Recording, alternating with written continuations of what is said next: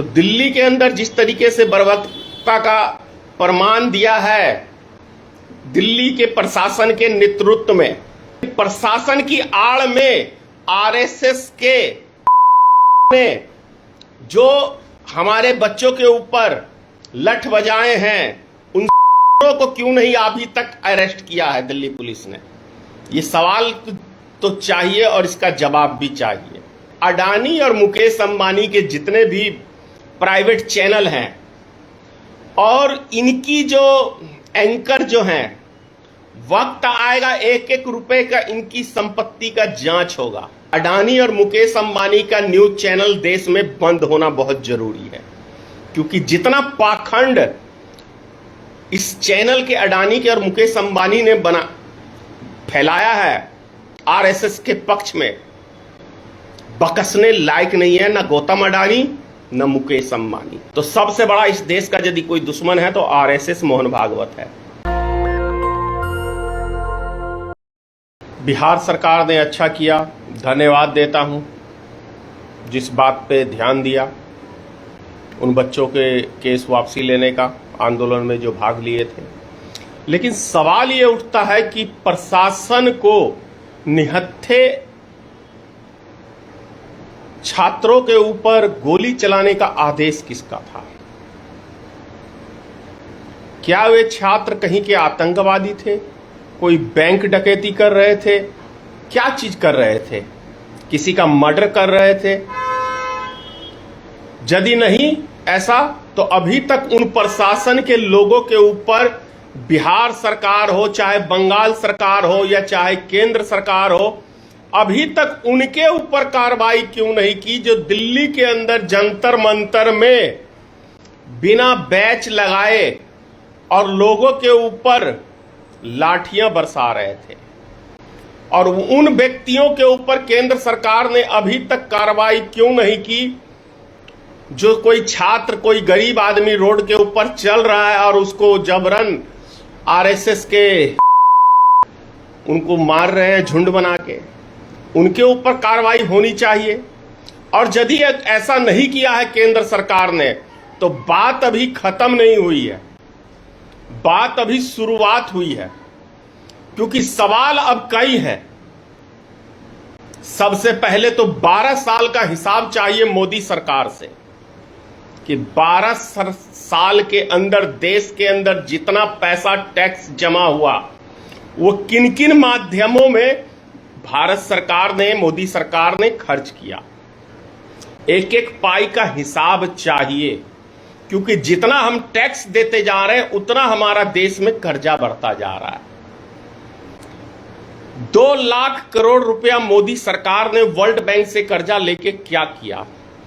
और सवाल यह भी है कि आखिर देश के सभी सरकारी संस्थानों को प्राइवेटकरण कर क्यों किया? और यदि किया तो रिलायंस कंपनी को जो परमाणु ऊर्जा का ठेकेदारी दिया, तो फिर परमाणु ऊर्जा का पेपर लीक कैसे हो गया? क्योंकि ये तो देश की सुरक्षा से जुड़ी हुई चीजें हैं।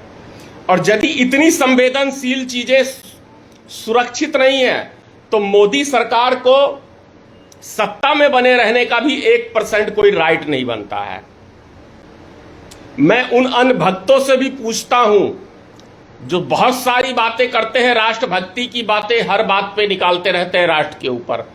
तो मैं उन अन्य भक्तों से पूछना चाहता हूं कि यदि देश में परमाणु ऊर्जा का भी प्लांट का पेपर का सीक्रेट सेफ नहीं है तो देश में आखिर सेफ क्या है? और यदि ये सरकार उन सब चीजों को सेफ रखने में विफल हुई है तो ऐसी सरकार का तो 1 सेकंड भी रहना सत्ता में कोई उचित नहीं बनता है। अगर इन सब सवालों के जवाब मोदी सरकार ने, हां पीएम केयर फंड, ये तो प्रधानमंत्री का फंड था, तो प्रधानमंत्री को फंड किसी उनका उपयोग के लिए तो नहीं दिया था। जो आज तक पीएम केयर फंड का हिसाब किताब मोदी सरकार ने देश की जनता को नहीं दिया कि कोरोना वायरस के टाइम के अंदर कितने 100 करोड़ रुपए उनके पीएम केयर फंड में जमा हुए, क्योंकि उन्होंने फंड तो मांगा था देश की जनता के लिए, ना कि अपने लिए। तो ये सब सवाल हैं। दिल्ली के अंदर अगर देखा जाए तो दिल्ली के अंदर जिस तरीके से बर्बरता का प्रमाण दिया है दिल्ली के प्रशासन के नेतृत्व में, मैं नहीं कह रहा हूं कि दिल्ली के प्रशासनिक अधिकारियों ने कुछ ने किया है, लेकिन प्रशासन की आड़ में आरएसएस के ने जो हमारे बच्चों के ऊपर लठ बजाए हैं उन को क्यों नहीं अभी तक अरेस्ट किया है दिल्ली पुलिस ने? ये सवाल तो चाहिए और इसका जवाब भी चाहिए। यूं ही नहीं मोदी जी मामला खत्म हो जाएगा। और हां, मोदी जी एक चीज और याद कर लीजिए आप कि आपने जो वीडियो बनाया 12 बजे रात को आंदोलन में और 303 मिलियन वीडियो को देखा, ये आपके चेहरे को देखने के लिए जनता ने नहीं देखा।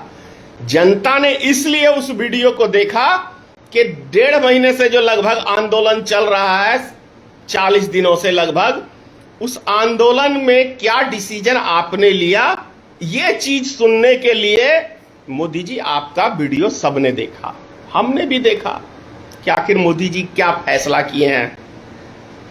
बाकी आपके चेहरे में मेलोडी के अलावा कुछ नहीं है। मेलोडी खिलाओ जाके वहां पे इटली की रानी को। इसके अलावा जनता आपका चेहरा देखना पसंद नहीं करती है। और एक चीज लास्ट में कहूंगा कि अडानी और मुकेश अंबानी के जितने भी प्राइवेट चैनल हैं और इनकी जो एंकर जो हैं, वक्त आएगा 1-1 रुपए का इनकी संपत्ति का जांच होगा। ये ऐसा टाइम आएगा और ये अडानी और मुकेश अंबानी का न्यूज चैनल देश में बंद होना बहुत जरूरी है, क्योंकि जितना पाखंड इस चैनल के अडानी के और मुकेश अंबानी ने फैलाया है आरएसएस के पक्ष में, बकसने लायक नहीं है ना गौतम अडानी न मुकेश अंबानी। क्योंकि असली देशद्रोही जितने भी देश में गतिविधि उल्टे सीधे कामों के हैं, यहां तक कि मैं कह रहा हूं गौतम अडानी के शिप के ऊपर 21 टन कोकीन पकड़ाया, आज तक उसका कोई जांच नहीं हुआ।